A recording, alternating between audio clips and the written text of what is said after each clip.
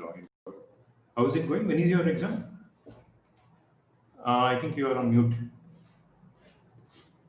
Yeah. So the written exam is on 25th, sir, and the interview is on 27th. Okay, interview is on 20. Okay, first time. No, trying to. Yeah. Jay will be actually handling this time. So I think he has given you the syllabus. Right? Maybe he was saying that he might reduce the syllabus. So I don't know I exactly. actually told it's almost the same as previous syllabus as well. Okay. Yeah, so I will start with virtual memory because I think that's what you were a bit shaky in this. So I'll assume that you don't know anything, you might know something, just tell me, I can go fast over that. But my assumption will be that you don't know this. But if you answer something, I will go a bit faster or go a bit slower. Right? So let's say we'll start with explaining something about memory. So we have this CPU, and let's for now assume that we will not have any cache. We will just have the main memory. Right? So there is this memory that the CPU can use it to store data. The CPU can use it to store or retrieve data. Store or retrieve data. So this is a hardware and this is a hardware. So the CPU is trying to either store some data when it is computing or retrieve data when it is trying to. So of course the CPU can store something in the registers, but the amount of registers available is limited. So if it spills over the register, then it comes to the main memory and it is stored there.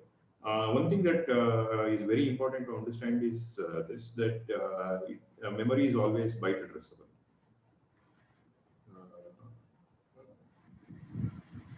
So when I generate an address, suppose I generate an address 0x0, then it means that I am actually trying to access the 0x0th byte and not 0x0th bit. So there is no way that you can access a single bit in the memory. So you can always access a byte in the memory. So this byte will be 0x0, this byte will be 0x1, and so on and so forth. So the memory allows you to access in multiples of bytes and not multiples of bits, right? It might say I'll allow you to access only 64 bytes or 32 bytes or 16 bytes, but it will never say that you can access 4 bits.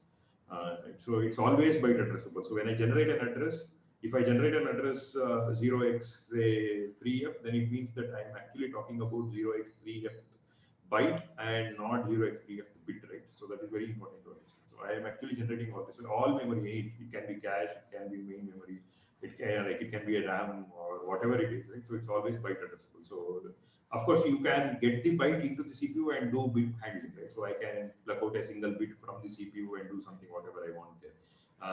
But when I generate an address, it is for a byte. So now let's try to design a system. So the goal of the system is very simple. So we have, let's say we have the CPU, that is this guy, and you have a single, so you have two processes that are running that you want to support, right? It's a multi-process system, which means that multiple processes can allow to run multiple processes. If I have multiple cores or multiple threads, maybe they are running in parallel, or if there is only one core and one thread, then it means that I am doing time multiplexing, right? So sometime I run process 0, then some process 1. That somebody is deciding it for you. But we'll not worry about who is deciding it for you. So, and we have a memory, let's say we have a memory of 256 bytes. So let's say I have a memory of 256 bytes. So now I want to support two processes. Now, can you tell me how will you support two processes? So I can say, and also this memory, let's say this memory is somehow connected to a secondary storage, which is infinite capacity. Of course, there's nothing called infinite in real world, but let's say we have infinite memory capacity in this small box, right? So this one somehow has infinite memory capacity, and the memory can write something to it and read from it. It's just that we are assuming there is infinite storage available at some place. That is the secondary storage. Now I want to support two processes. What is the simplest design that you can come up with? Maybe we can get one process simply without any optimization would be getting one process and then finishing it off and then doing the next process. No, but I want to have time multiplexing, right? So, like let's say the two processes never terminate, like they are ever running processes. Then what will you do? Then we can have we can allot some time, like for let's say Yeah, right. So let's say an amount of time for one process. yeah, right. So this is a let's time arrow, right? So let's say for some time P0 ran, and then for some time P1 ran, right? And then again I for some time P0 ran, right? So this is fine. This is what somebody is doing it for you. Let's not worry about who is doing it for you. Right? So somebody is doing it for you. But how will it access the memory? Like say PV0, let's say P0 is generating an address 0x0, and then at some point it's generating an address 0x3f, then at some point it is generating an address 0x40. Right. So let's say we have told the processes that you only have 256 bytes. That's the memory that we have. Let's say we have told the process that each process that you can only generate like 256 bytes. So now each process is generating an address. So let's say we started with process 0. Let's see what happens in this timeline. Right? In this timeline, process 0 has written some data here. It has stored some amount of data here. Let's say it has stored some amount of data here, and maybe some amount of data here. So it has stored. It has used this memory address. Somehow it has used this memory address. Now at this time, P0 is killed, P0 is shifted out, and P1 starts executing. Let's say, and say P0 has also written something here. Now P1 generates an address 0x0. What will happen? It would try to read what P0 had written, right? Or it would overwrite what P0 has written, right? So there is an issue with this. Now how will you solve this? We can have a buffer for P0. No, we can't add any extra memory. Let's say we cannot add any extra memory. This is all that is given, and you want to allow this system. And this is not a what do you say something that is made out of it, right? Like such system would exist in real world, right? I would want to support multi-process system. I have just memory. I have infinite memory, and the CPU is wants to support multi-process. How will you do it? So, whereas maybe we can use a process control block for each process. What do you want to use? PCB we can use. Sorry, what? Process control block. No, I don't even know what is process control block. Let's say I'm very dumb guy. I don't know anything about it. This is just a simple problem, right? Like let's say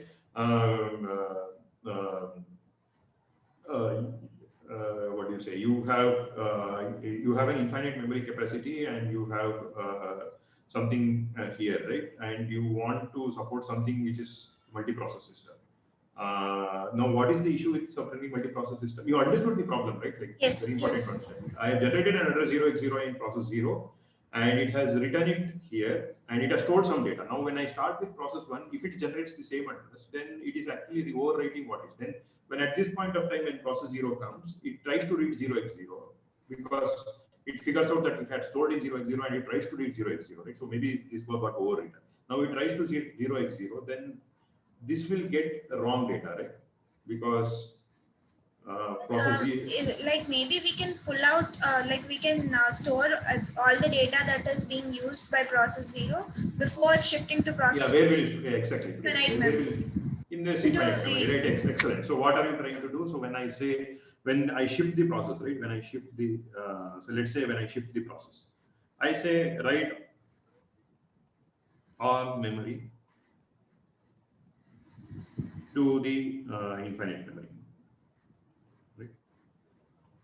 And then I start executing process 1. All right. At this point of time, what should I do again? We need to fetch, write everything. No. It's this. Kids ask this question, right? How do I keep an elephant in the fridge? What do you say? You open the. Have you heard of that joke? How do I keep an elephant in the fridge? I open the door, then I keep the elephant in the fridge. Now, if I ask you, how do I keep, say, giraffe in the fridge? Then what will your answer be? Take the elephant out. Yeah, take the elephant out, right? You can't keep the giraffe because you already kept the elephant. But people will generally say, open the door fridge and keep the giraffe, right? No, we have to open. So now what do? You cannot just write all the memory to infinite, right? So what should you do? We'll pull out what is there in Yeah, so yeah, right. P0. Okay. Yeah, but we need to pull out, but we don't have any place to write. So what we assume is, since it's infinite memory, we say one important distinction is that we have some allocated memory for P0, and that's all, because it's infinite, right? So I can do anything I want. So I have some. So I write all memory to infinite memory, but in a separate location. So that's what is important. So to infinite memory again, but to a separate location. It's like there's some space in the fridge where I can keep also the giraffe, right? So, but to a separate location. And then what do I do? We'll fetch the memory of. Yes, right. Then I fetch memory of process A, right? So if you see the timeline, what am I doing? So I started with process 0.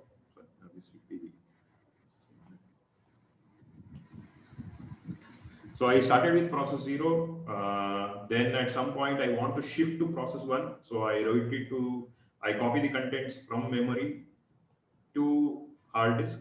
Let's say that infinite memory is hard disk, right? And then I shifted to process 1.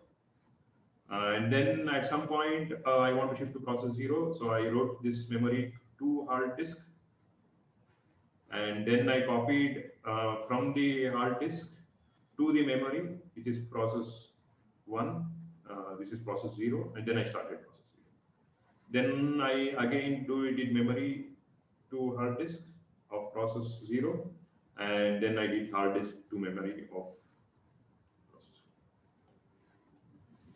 So I'm happy with the system. Are you happy with the system? So do you think there is an issue with the system? Like on the top of your head, I mean, this is not again your Viva moment. So just try to think about it, right? So this is, I mean, I will not even be in your interview panel, so you don't even have to worry about it, right? So I can't have any influence on it.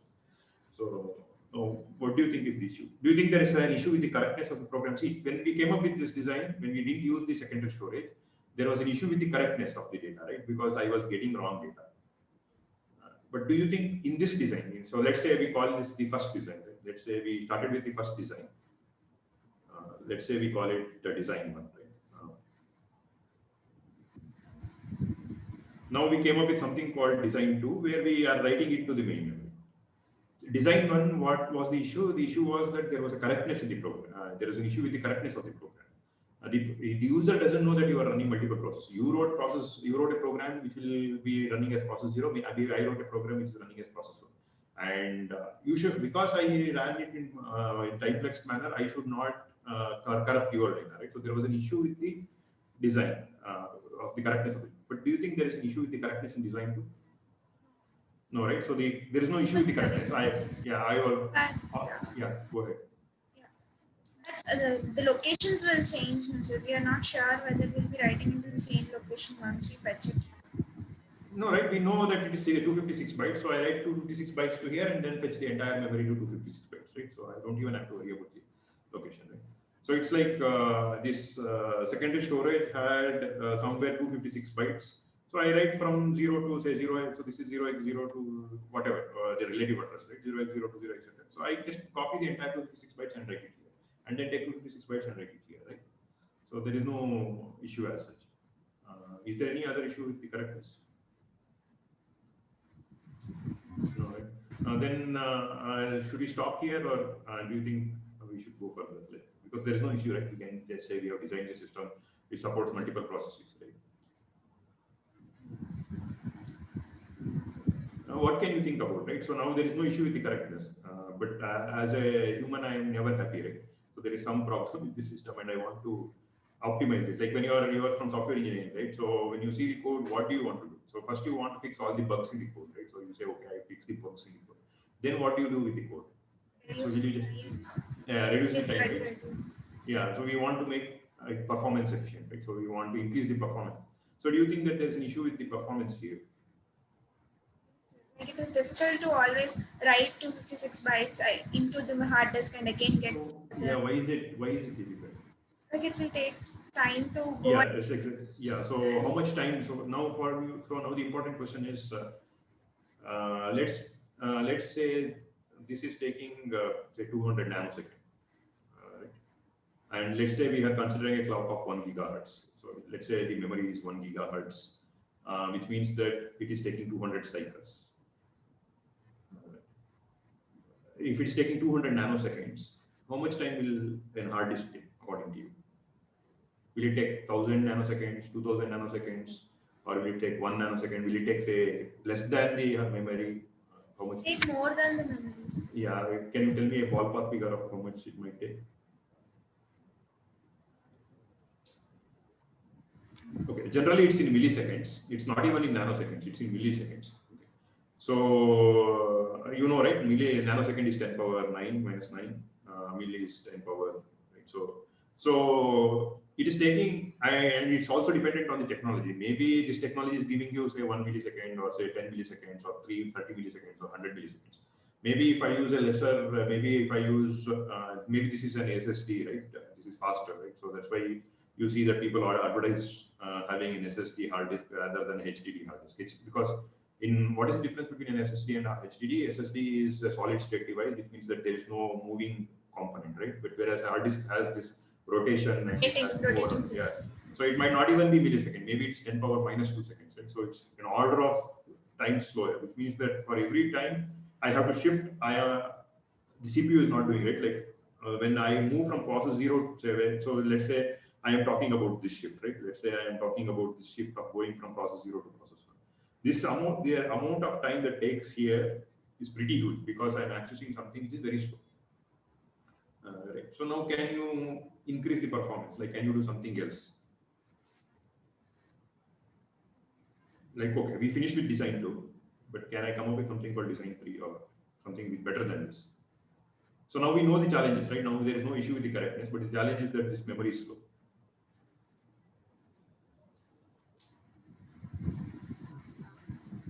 Maybe like we can, instead of like it will take time to search and retrieve. So if we can fix. No, there is no problem with the search and retrieve. The problem is that you will have to go there. I mean, the access itself, the read itself is slower. Let's say let's not worry about the search time.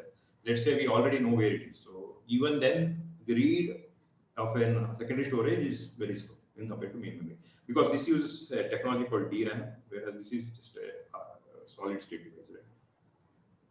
So, sir, maybe we can divide the main memory itself into parts, giving one specific part. Yes, excellent, right? So now let's come to your design. Right? Let's say we have a design 3.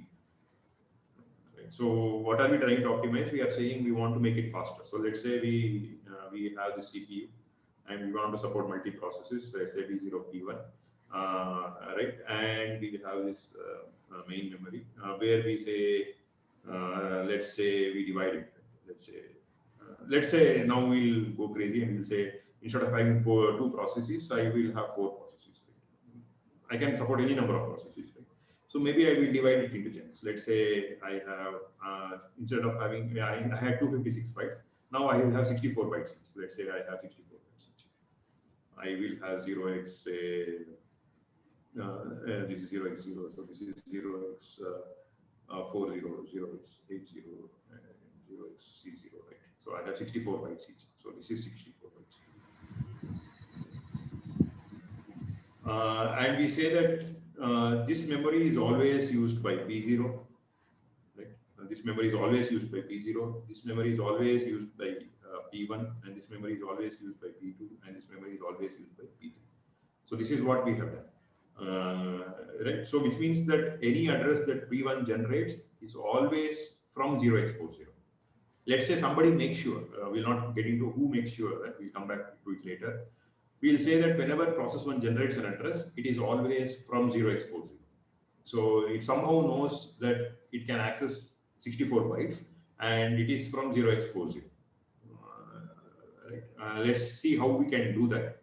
And then we have a main memory. So this is connected to the, again, secondary storage. Sorry, this is connected. Then we have the secondary storage. So this is an infinite memory, and we have a secondary storage connected to this. Now, do you think there is an issue with this?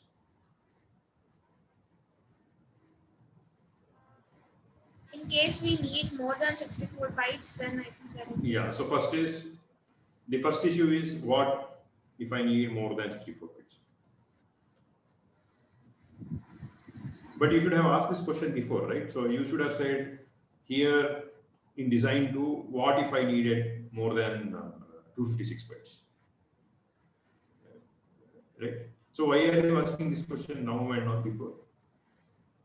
Because the thing is that I have told you that it's like you have bought a system where you have installed a RAM of 4 GB, and now I am saying that you cannot use the 4 GB RAM, but you can use only 1 GB. Then you will not be happy. But if you have installed 4 GB of RAM, you are okay if I tell you that you can not go beyond 4 GB, which I would not be happy. Maybe you will also not be happy once you start using the system, but at least in the initial days, you will be happy that I am using whatever hardware has been given to me, right?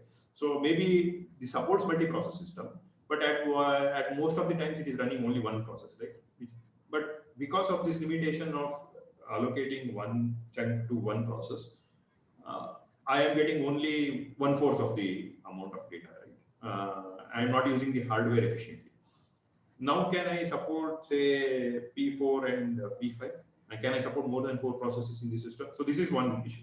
We agree that this is one issue. What if I need more than 64 bytes? I have to solve somehow this problem. But can 2 processes, can I add extra 2 more processes and do this? Unless we want to shift. No, right?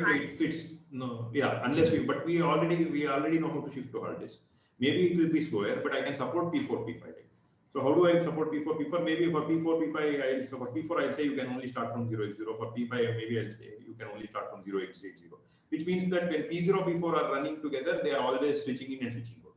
And when P0 and when P1 and P2 and P5 are running, they are always switching in and switching out. But when P4, P2, P1, P3 can run in parallel, but it's just that the amount of resources. So what if I need more than 64 bytes? I don't know the answer for it, but I want to support more than 64 bytes because I have bought a memory which is 256 bytes. And this is the constraint as a designer you came up with, right? The person who bought the system doesn't know anything about it. He bought 256 bytes, assuming that when he runs a process, he will get 256 bytes. He or she will get 256 bytes. But because you wanted to support multi-process system, you said I will limit you to only 1/4, which is very bad. What is the second problem? What do you think might be the second problem?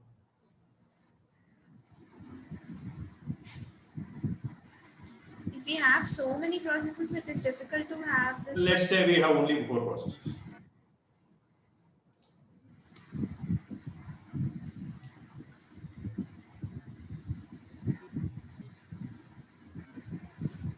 Let's say you have Dr. Sridhar, right? Your guy, right? And he's a very evil person.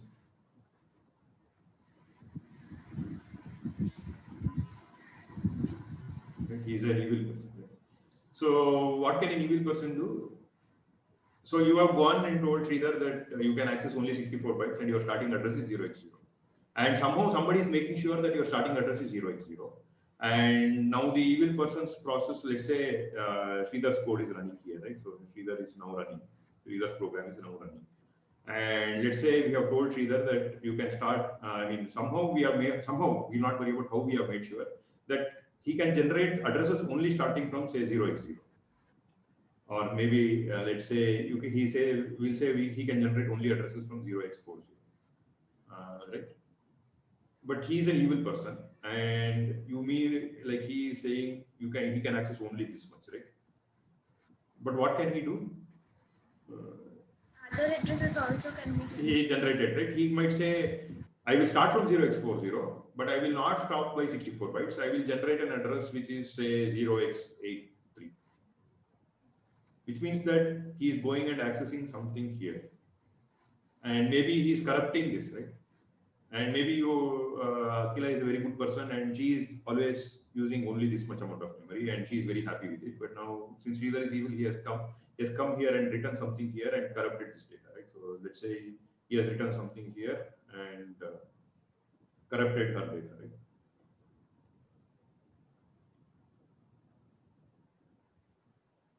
So are you okay with the system design now?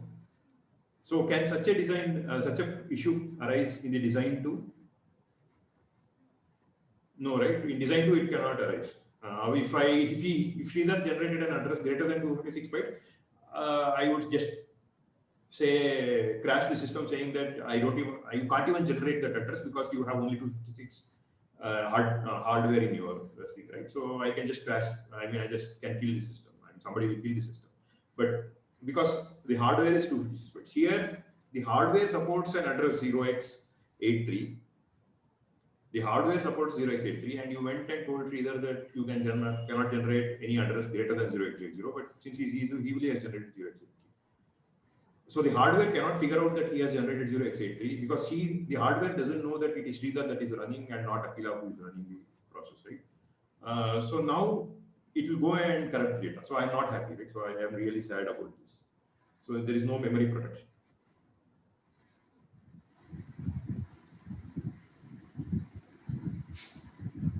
So I should somehow know that once I allocate some amount of address space to one person, he or she will not access something beyond or his address space, right? So what should I do? I should have some other person here, maybe our HOD, who is looking at these addresses that are Sridhar is generating and Akila is generating. The moment Sridhar generates an address which is not in his address range, the HOD says, I will fire you from the job, right? So he will just kill the process, right? But how, so can I have HOD sitting here always? I don't know, right? Because that's not his job always doing that, right? So now what are we trying to solve? We want to have a multi-process system. We don't want to make it slow by doing swap in and swap out for every process. The advantage here is that I don't have the number of swaps. If I'm running only 4 processes is 0. If I go more than 4 processes, of course I have to do swap in and swap out, but the amount of swap in and swap out is lesser. Right? And I also want to make sure that if somebody wants more than 64 bytes, I should be able to at least support 256 bytes because that's the hardware I have. And I also want to have memory protection. So I should obviously have design for. So what would you suggest now? So you understood the challenges, right? Okay. So all these things, did you know, or should I go fast or slow? Or So I think the space is fine. okay. Yeah. So one thing is, it's generally, I mean, I've been asked even in the class that, I mean, why should we go like this? I mean, in the textbook generally, it's more they just introduce virtual memory, right? But unless you build on the system, you will not understand how it came to be, right? So according to me, it's important to understand each and every design process. See, if it is physics, right? Einstein came up with E equal to mc square. But it's not that Einstein invented E is equal to mc square. Right? It's just that it was there in the nature and he figured out. That's why we say it's a discovery in science, right? But we as an engineers, we invent it. So now just because somebody wants to beat Einstein, he cannot say I will add E is equal to mc square plus delta, right? Nature might not work that way. But here, when you are going through this design process, people were using design 3 at some point of time. Maybe people were using design 2 at some point of time. And somebody came and said, oh, this is slow, I want to optimize it, and maybe I'll go design 4. So when you follow this process, maybe you might come up with a new design which is completely orthogonal or maybe built on the previous designs and which might be better than the other design. That's the advantage. I mean, that's the beauty of engineering, right? It's more of invention than discovery. So, and every design decision that somebody would have taken, you would have thought about it and taken. So we want to understand how that thought process happened, right? Okay. So now, what do you suggest for design 4?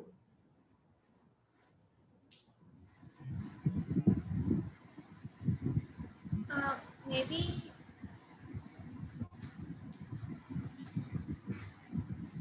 Yeah, this leap is what is a bit difficult, right? This thinking leap is a bit difficult. So I will give you the solution and then we'll discuss about how to go about it, right? So first thing that I will say is to solve the first problem. To solve the first problem, I will say, yes, you can access the entire 256 bytes. So I will just tell that person that you can access from 0x0 to 0x7. Any process that comes can access 0x0 to 0x7. But at the same time, I don't want to go back to design 2 where the entire memory is available to me. Right? But at the same time,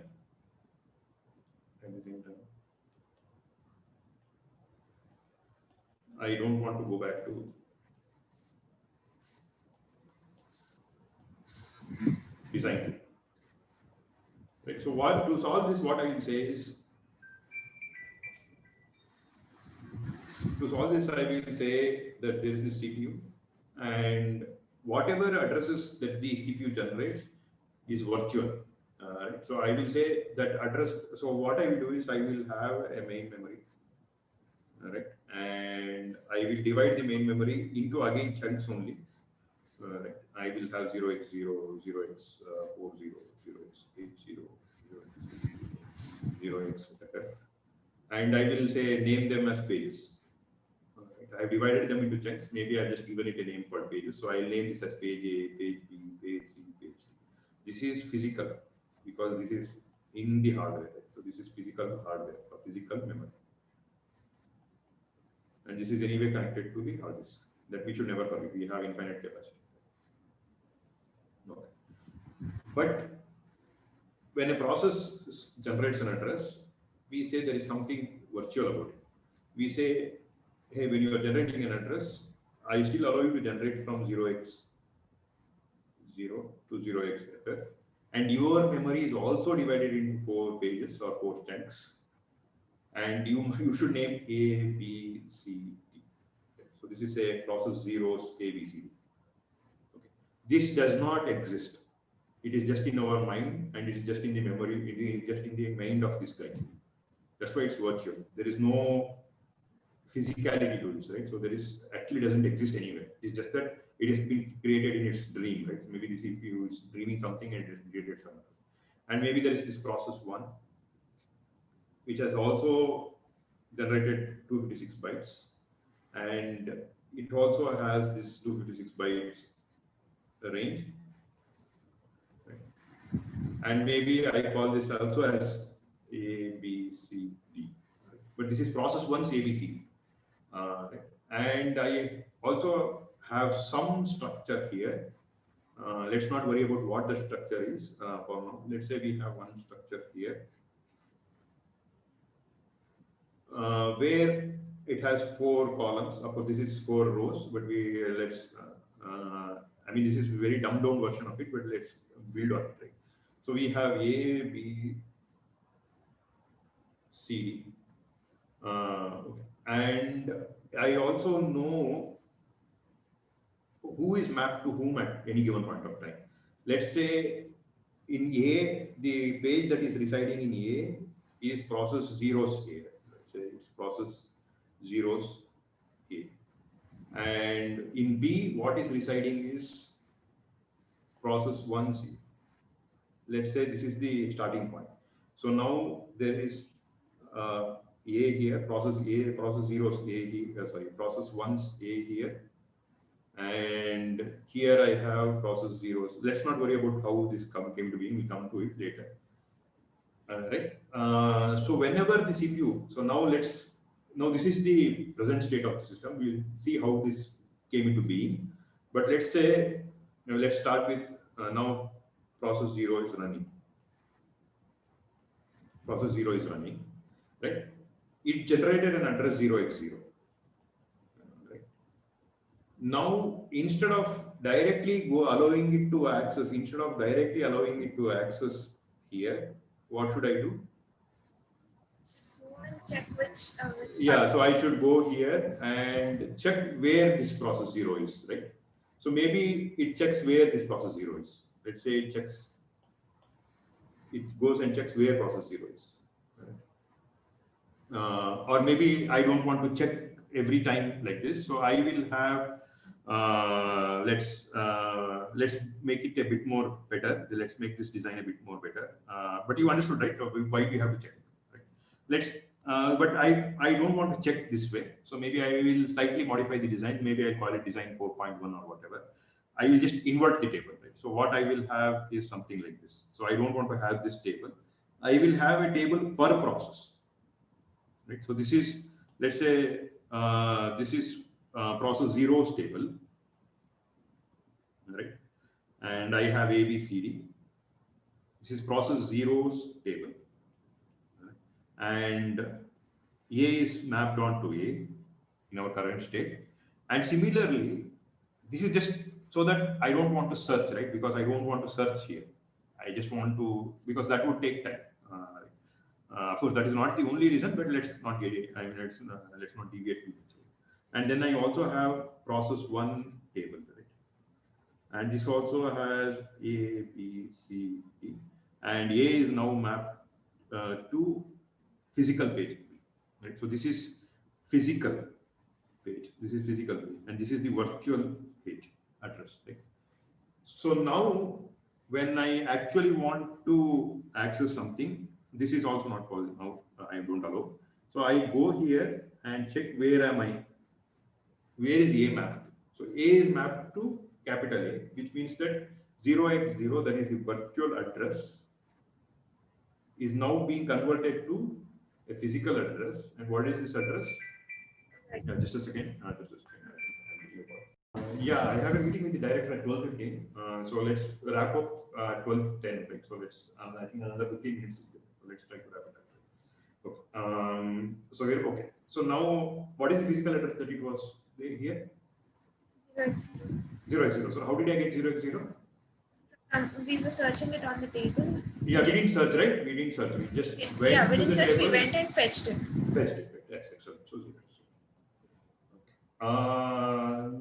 Now at some point in time, let's say now the CPU process 0 is doing something. At some point of time, somebody shifts out process 0 and brings in process 1. So now process 1 is running. Right? So now process 1 is running. So do I want to write something to the main memory now?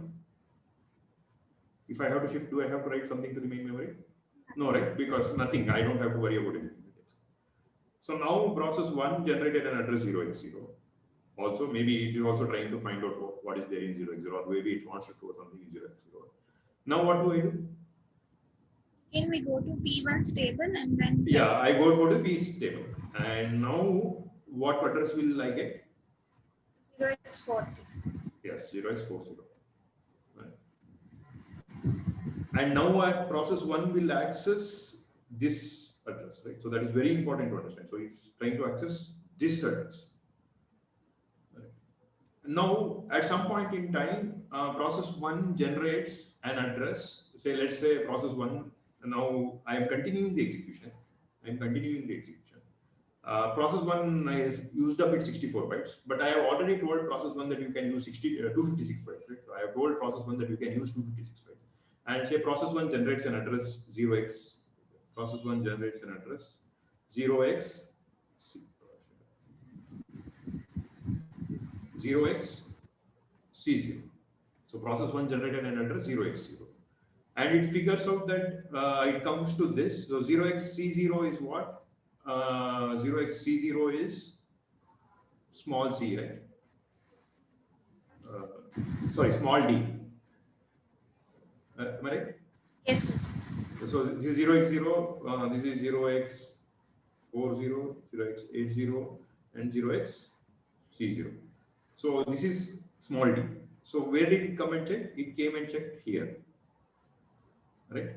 But it has found out that it has not been allocated any memory. Maybe somebody now allocates the main memory. And which page do you want to allocate?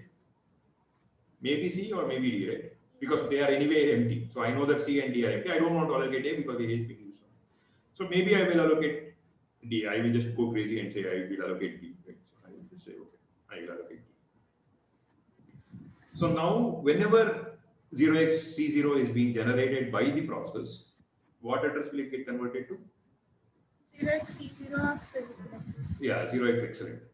And if it generates 0x, say C1, then it will get generated to 0x C1 of the physical address.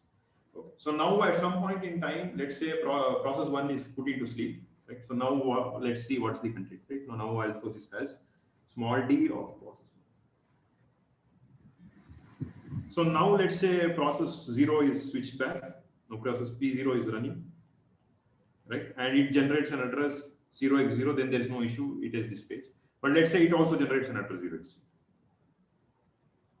Now it will come to this table here and figure out that somebody wants to allocate. Now what page will you allocate? Empty one we can. Yeah, empty one we can allocate, right? Any sane person will do it. So let's say we will allocate this empty C.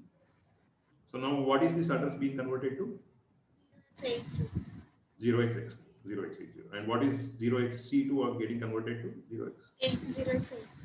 Now who is doing this conversion? You are just going to the table and fetching some address, right? So the table, I mean, it's not somebody is doing the conversion, right?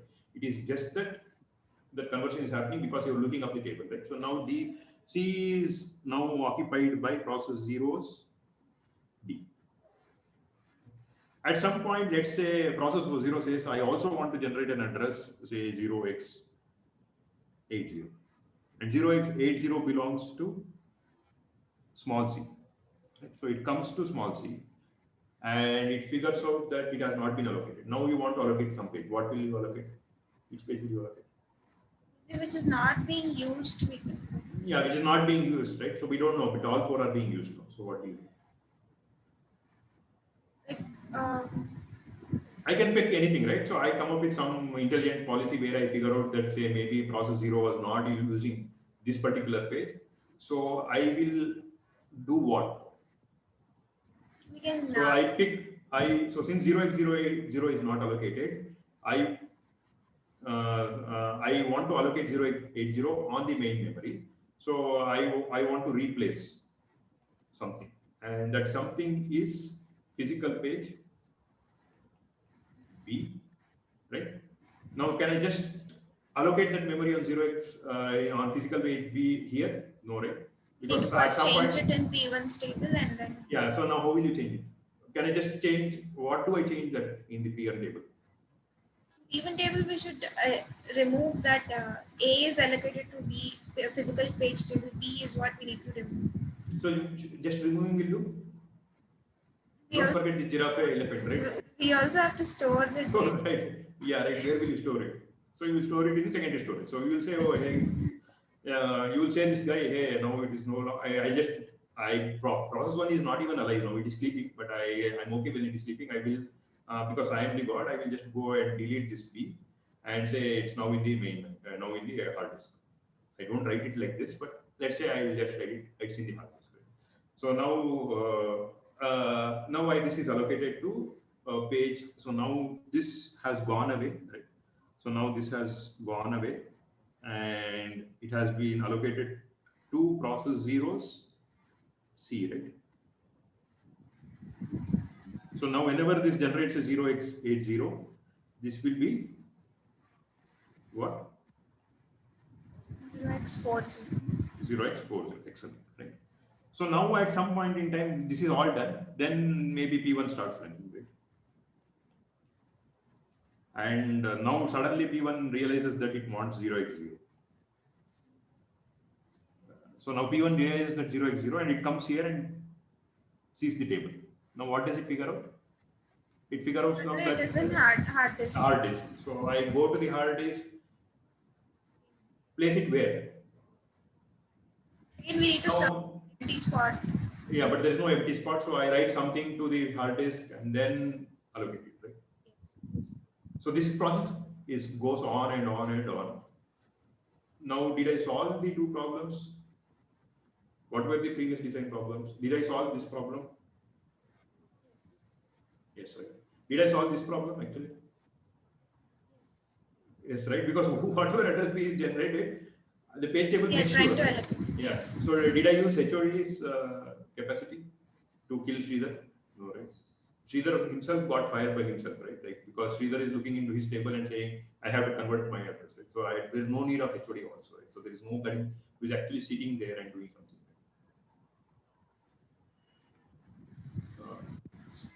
So this is virtual memory is what we are seeing. This small ABCD are the virtual memory, but the page tables will be stored somewhere, right? Yeah, sure. So where do you want to store the page table? Okay, let's not go there. I mean, let's come back to that. But let's say the page table are stored somewhere. Let's assume the page table are stored somewhere. Are you okay with this design, or do you think that there's some issue with this design? In case if P1 and P0, like if both of them are running in parallel, then maybe that's okay.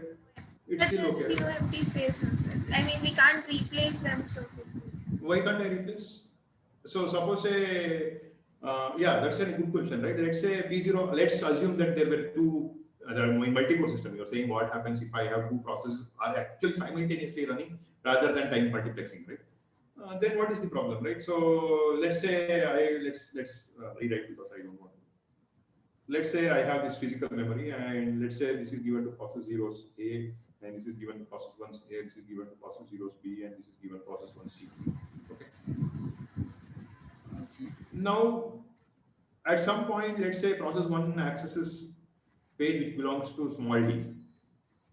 All right. Maybe I will just plug this out and put P1D. And then at some point, at the same time instance, say P0 also generated an address which is A. Then it figures out that somebody would have won that table update, right? So then it figures out that it's no longer in the hard disk, and maybe this will remove this and maybe put it here. I mean, you can come up with any design. You can say only I will replace my own pages and not other processes' tables. I can do anything I want, but this will not change. The first important question whenever you come up with a design is it affecting the correctness of the program? No, right? Actually, the program has generated an address 0xC0, but you are actually reading the memory from 0x80. If I had done the same thing in the design one, right? If the processor in the design one, if process had generated 0x0 and if I had gone and accessed 0x80, it would have given me a wrong thing, right? Because that conversion would not have happened and it would have done a wrong thing, right? But here, even though you are accessing 0x80, the beauty of it is that I am not doing something wrong. So there is no issue with the correctness. I am allowing the process to generate entire 256 bytes. There is no issue with that. And also I am giving you memory protection because I can't access, because let's say Sridhar figures out that Akila's, so let's say Sridhar is P1, right? Because he's evil and he's red and you are say P0, right? So let's say Sridhar wants to access some location here, right? Let's say Sridhar wants to access some location here. So the best that he can do is he will generate an address 0x41, right? Let's say he generates 0x40. But the moment he generates an address 0x40, somebody will make sure that it will go to the page table of this and it will get converted to 0x80 and he will never be able to access Akila's memory. So now, are you okay with this design? Now we'll have to fetch, like if suppose we are doing this replacements and all, if we want the data again, we need to go to the hard disk and fetch it. That time will be involved. Yeah, so now can you come up with a better design? Can you? But we have used the memory efficiently, right? Like, do you think that we have used memory efficiently? Is there anything else that I can do? So I can come up with a lot of optimizations, right? I can say somehow I know in the future that this page will not be used, so I will replace that page such that I can. So that is all replacement policy, right? I can come up with good replacement policies where I actually have better utilization of the memory, right? That is one thing. But as you asked, the same question, right? I also have the same question. So I have the question: where is page table stored? Is it a hardware? Can page table be a hardware? Yes, it can be hardware, right? But can it be hardware? The actual answer is yes. But do you want it to be hardware? What is the issue with it being hardware? We might have less. No, right? Let's say it is hardware. And how many page tables will you build? Right? How many tables will you build? That's what we don't know, no, sir. It depends on the processes that we are. Yeah, let's say I have 4 tables. Then you can max support 4 tables, right? 4 processes, right? 4 processes. So that is the issue. And the other issue is that let's say I have 4 GB of memory and I have split it into 8 KB. Then what will be the size of the table, right? The hardware will be huge, right? So this actual answer is yes, but I don't want it to be hardware. Do you understand why I don't want it to be hardware? Yes. Yes. So what can it be then? It should be software. Now, where will if it is software, it means that I have to store it somewhere. So where will I store it? We can't store it on hard disk because it is again the same. The same issue, right? So I have to figure out where I have to store. Let's come back to it in next class. But yeah, that's one question. Now let's say somebody comes and looks at it, like Jay comes at Jay comes and looks at this design and says, hey, you are doing all this, so it's perfectly fine, but I want 512 bytes. Will you be used? Can you use the same design and support 512 bytes? No, I think about it and again say. So can I support 512 bytes? Like we need to have more number of virtual pages. Yeah, that's all right. But virtual pages means am I actually adding more hardware? No, we are No, not right? adding hardware, but our page table size will become more. Yes, but we are not adding more hardware. Yes. Because we agreed that the page table is not hardware. So how is it now? Like Jay's system has 8 pages, right? So it has A, B, C, D, E, F, G, and H. And the physical is just 4, A, B, C, D. So at any given point of time, only 4 pages of his are mapped at max. Let's assume that there are no other process running. If the other process are running, maybe it's lesser. But at the max, he can support, only 4 pages. But it's just that his system will run slower. Right? So let's say in the design one, actually we solved one more problem which we didn't discuss because I didn't want to confuse you. In design one, there was one more issue, right? So the design one, the issue was that, let's say I wrote a system, I wrote code for which accessed only 256 bytes. And now I moved to a system which had only 64 bytes. My program will not run, right? But here, I can launch a program which is on 4 GB of memory, 8 GB of memory, 2 GB of memory, 1 GB of memory, 1 megabyte of memory also. It's just that it will run slower, but it will run. Right? So the other problem I solved is portability, right? That's what the software engineer guys keep talking about, right? Portable code. So this is portable, right? From hardware, I'm giving you portability, right? Okay. So I can support more without affecting the correctness. So I am happy. But I'm not actually happy. So we'll see why I'm not happy in the next class. I think I have to run for the director's meeting. But is it clear? If it's not clear, just think about it. I want you to think. So this is the same question that I asked in your CO exam, right? Like it's the same.